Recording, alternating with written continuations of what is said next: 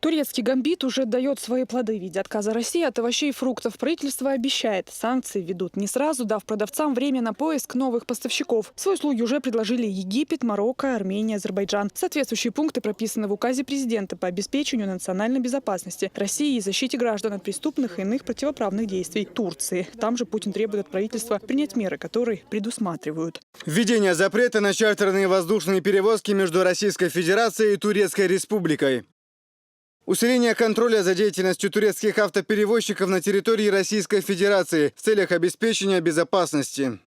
Усиление портового контроля и контроля по обеспечению транспортной безопасности акваторий российских морских портов в Азово-Черноморском бассейне, в том числе по предотвращению незаконного нахождения и передвижения морских и иных судов в акваториях российских морских портов. Российско-турецкие отношения, которые начали успешно развиваться с 1991 года, сегодня скорее проходят этап заморозки. С января 2016 года гражданам Турции снова понадобится виза для въезда в Россию. Причиной тому стал инцидент с российским бомбардировщиком. Утром 24 ноября во время выполнения боевого задания Су-24 был сбит турецким истребителем. Спустя время извинения от Анкары на ожидаемом Москвой уровне от президента Эрдогана так и не последовало. Турецкая сторона расстрел российского самолета называет просто инцидентом. Хотя известный проект Wikileaks накануне представил доказательства того, что официальные власти Турции не только были в курсе того, что самолет будет сбит, но и тщательно готовились к этой атаке.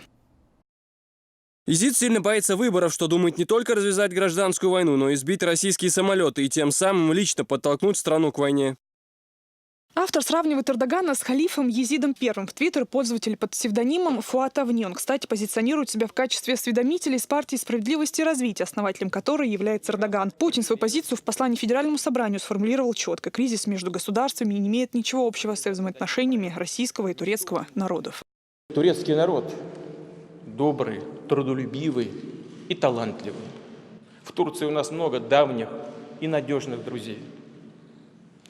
И подчеркну, они должны знать, что мы не ставим знака равенства между ними и частью сегодняшней правящей верхушки, которая несет прямую ответственность за гибель наших военнослужащих в Сирии.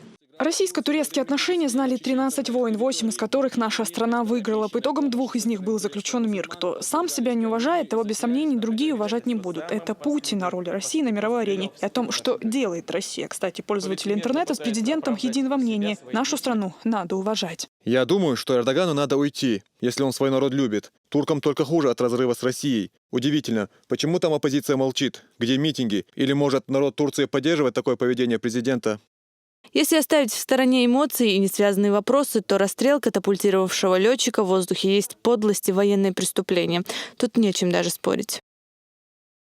Надо полагать, что качество и темпы строительства в России от этого только возрастут. А сколько рабочих мест для известных своим трудолюбием и мастерством российских строителей освободится. О непростых отношениях Москвы и Анкары не раз говорил и Рамзан Кадыров. Он отмечает, весь чеченский народ готов отстаивать интересы России на любом уровне.